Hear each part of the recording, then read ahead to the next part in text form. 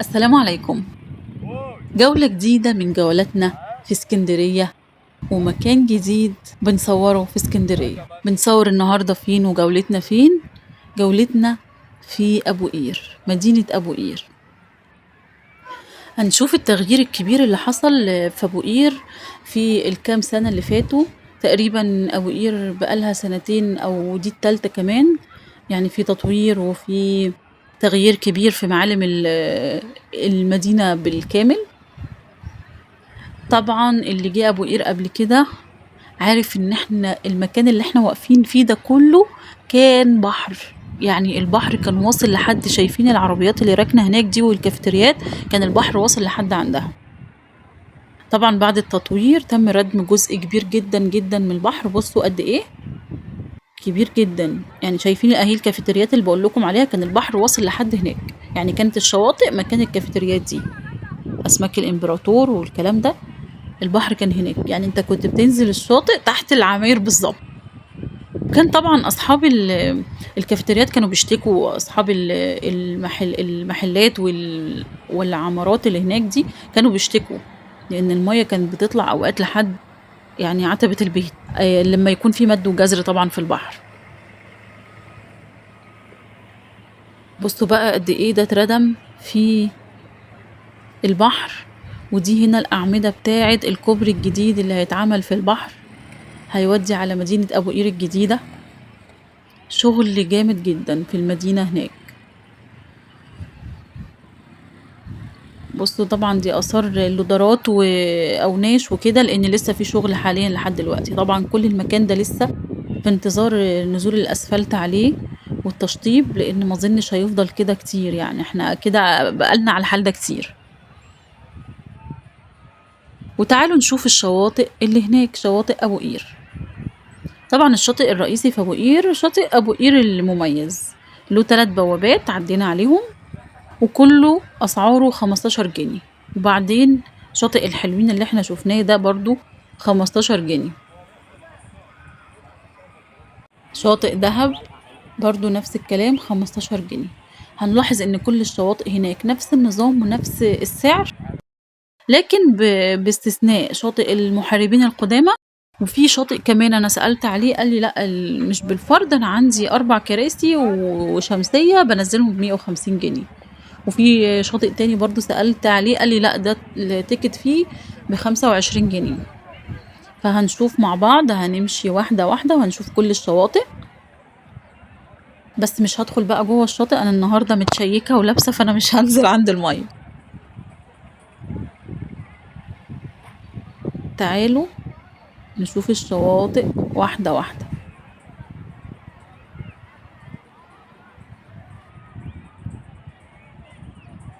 شاطئ المهندس برضو ب15 جنيه. بيبقى سعر التيكت ليك كرسي وليك شمسية وليك ترابيزة لو انت جاي لوحدك.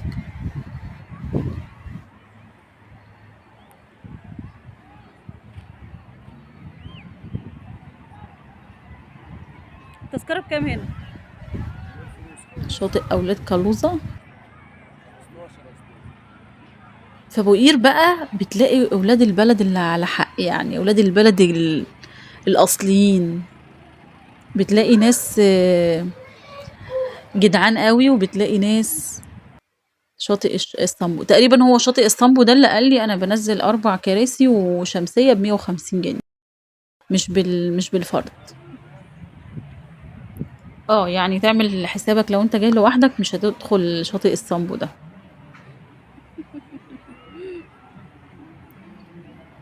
بصوا بقى كمان في بيتش باجي هناك اهو، حسسك ان انت تعمل سفاري في الرملة اللي هي موجودة دي، لان كمية رملة بجد. انصح يعني لو في حد ما بيحبش المشي، او مثلا مش واخد على المشي كتير، الافضل يعني ما يجيش شواطئ ابو قير، لان بتمشي مسافة كبيرة قوي لحد ما توصل للشط. وكمان بصوا الرملة متعبة جدا في المشي. ده بقى شاطئ المحاربين القدامى، ده سعر التذكرة فيه 75 جنيه، باختلاف بقى بقية الشواطئ كلها 15 و25 وكده. بيتميز بإيه؟ علشان هو أغلى شوية، هو تبع القوات المسلحة. وفي ألعاب مائية وكده. يعني شُفت فيه بنانة في بدّالات وكده، تقريبًا في jet ski، تقريبًا شُفت حاجة زي كده وأنا واقفة. فيعني في مميزات برضه، وكمان الكثافة فيه مش بتبقى عالية زي بقية الشواطئ. شاطئ العُمدة 15 جنيه. هنا أهو الbeach buggy اللي باقول لكم عليه، النُص ساعة ب200 جنيه. في العَجَل بقى تقريبًا كانت الساعة ب50 جنيه أو حاجة زي كده.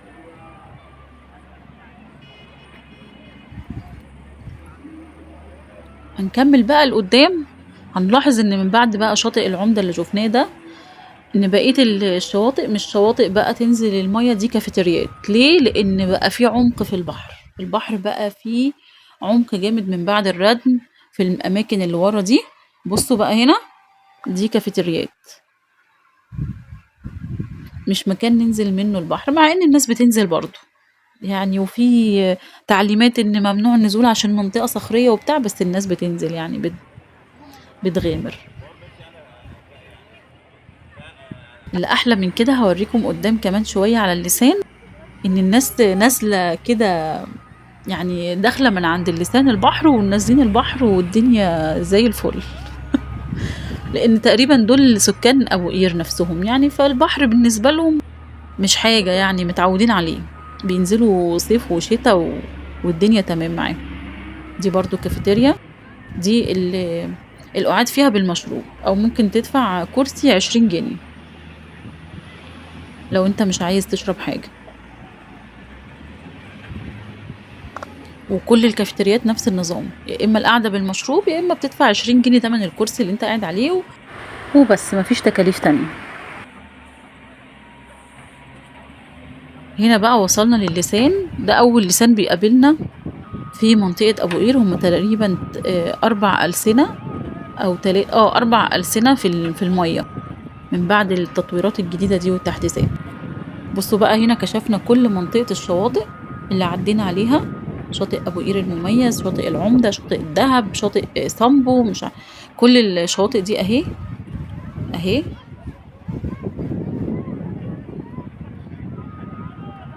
هنا مفيش ناس كتير عشان زي ما بقول لكم دي مش منطقة نزول. منطقة النزول قدام شوية، قريبة من الأعمدة اللي احنا شايفينها دي أعمدة الكوبري الجديد بتاع مدينة أبو قير الجديدة. بصوا ظهر من هنا جامد ازاي، شغل جديد جدا وقرارات جريئة جدا جدا في مدينة أبو قير. مكانش حد يتوقع ان أبو قير يحصل فيها ده كله، بس برغم الأعمال اللي هناك والشغل والرملة اللي بقول لكم عليها، محبي أبو قير ما يقدروش يستغنوا عنها. بصراحة أبو قير ليها كده طابع مميز، أو ليها كده مكان في القلب بيخطفك كده، بتروح مرة بتحب المكان جدا وتحب ان انت تروحه تاني، زي عشرة بقى بينك وبين المكان. علاقة وجدانية كده بينك وبين المكان. مش عارفة، بتروح أبو قير بتحب تروحها على طول. والبحر نضيف جدا والمية صافية جدا جدا. أحلى مية أبو قير، من بعدها مية المعمورة طبعا. ان احنا هنا في الاطراف، احنا ما دخلناش بقى لا وسط اسكندريه ولا الزحمه اللي جوه. وبالمناسبه تأجير الشقق هنا اللي على البحر مباشره ارخص بكتير جدا من جوه اسكندريه. يعني اللي تدفعه في يوم في اسكندريه ممكن هنا تاخد بيه اسبوع بحاله. حاليا اليوم في اسكندريه بقى ب2000 و2000 ونص و3 وحاجات كده اللي على البحر. بصوا بقى، احنا هنا قاعدين على اللسان. بصوا جمال الميه وروقانها، الميه بجد تحفه. الجو في اليوم ده كان حر جدا، بس بقى هوا البحر والمية كان مرطب يعني، كان بينسيك الشمس اللي وراك.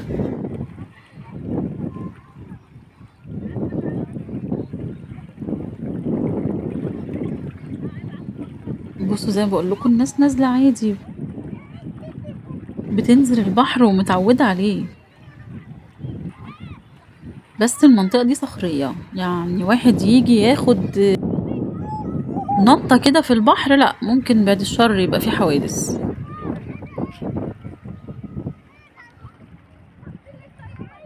هنا ناس بتغوص، مش عارفة بيدوروا على ايه، بيدوروا على كابوريا وسط الصخور هنا ولا بيدوروا على ايه، مش عارفة، بيصطادوا حاجة يعني. وهنا وصلنا لنهاية الفيديو. كان من أحب الفيديوهات على قلبي لأني بحب أبو قير جدا وبحر أبو قير. بتمنى يكون الفيديو عجبكم وجولتنا في أبو قير عجبتكم، وما تنسوش تعملوا لايك للفيديو واشتراك في القناة عشان يوصلكم مني كل جديد.